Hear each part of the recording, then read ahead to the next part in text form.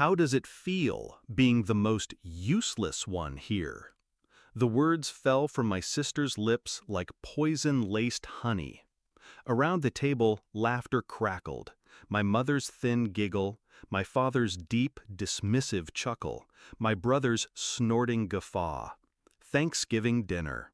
Cranberry sauce glistened under chandelier light. Silverware clinked on fine china I paid for. I took a slow breath, let the burn of shame settle. Then I smiled, lifted my glass, and said, clear enough for every sneer to hear, "How does it feel when this useless one stops paying your bills?" The laughter died like a candle in a hurricane. I grew up knowing silence was safer than honesty. In this house, love came at the price of submission. Natalie was the golden child.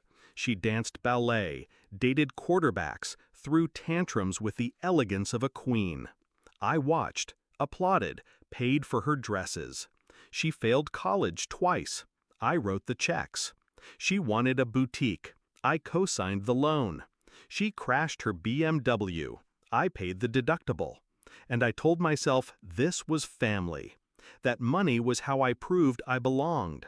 That if I gave enough, I'd earn their respect. I was wrong. The first crack showed last spring. Natalie invited me to brunch, a rare, glittering olive branch. She asked if I could float her mortgage just this month. Then she joked to the waiter that I was just the boring sibling, but good with money.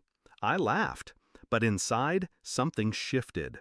I started noticing the pattern. My father called only when his card declined. My mother texted only for last-minute transfers. My brother's rent came from my account every month. No calls to say thank you. No invitations that didn't involve requests.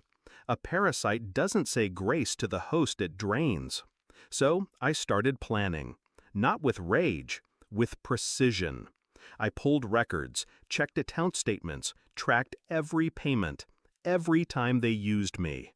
Then I waited for Thanksgiving, our annual pageant of forced gratitude.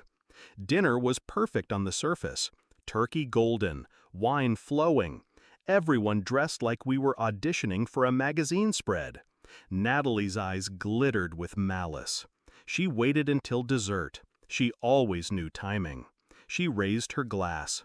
"To family," she said, voice sweet and sharp.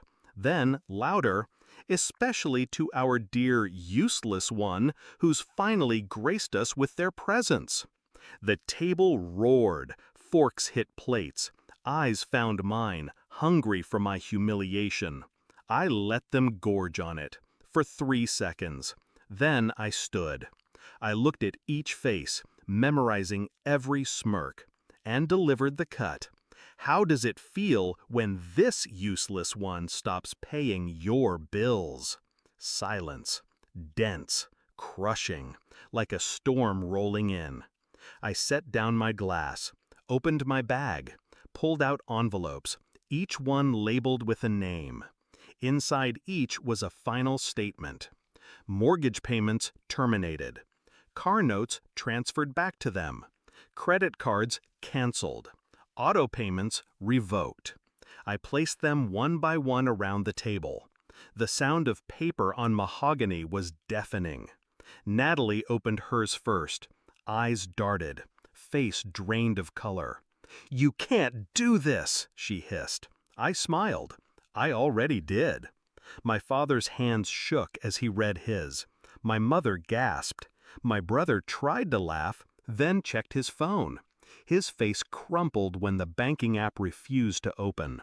They exploded at once. Shouts, accusations. Mom's voice shrill. "You're abandoning your family." Dad's growl. "You're ungrateful after all we've done for you." Natalie's screech. "You'll regret this." I let them rage, watched like a scientist observing insects. Then I said softly, "Family doesn't mock. Family doesn't leech. Family doesn't break someone just because they can." They went silent, The first true silence I'd ever heard in that house. I picked up my coat, stepped toward the door, paused. "I won't pay to be humiliated anymore," I said. "Happy Thanksgiving." I left them sitting with their cold turkey and cold hearts. Outside, the air was crisp. My breath fogged in the porch light. For the first time, it felt like mine. My phone buzzed. Natalie's name. I declined. I kept walking. The night was quiet. Beautiful. People think revenge is loud, explosive, dramatic. But real revenge is silence. It's a simple, calm decision that you will no longer finance your own abuse. It's the strength to walk away knowing they'll feel your absence more than they ever appreciated your presence. I don't regret it. Not one step, not one canceled check. Because I wasn't the useless one. I was the only one holding them together. And without me, they'd finally see exactly how valuable the useless one truly was.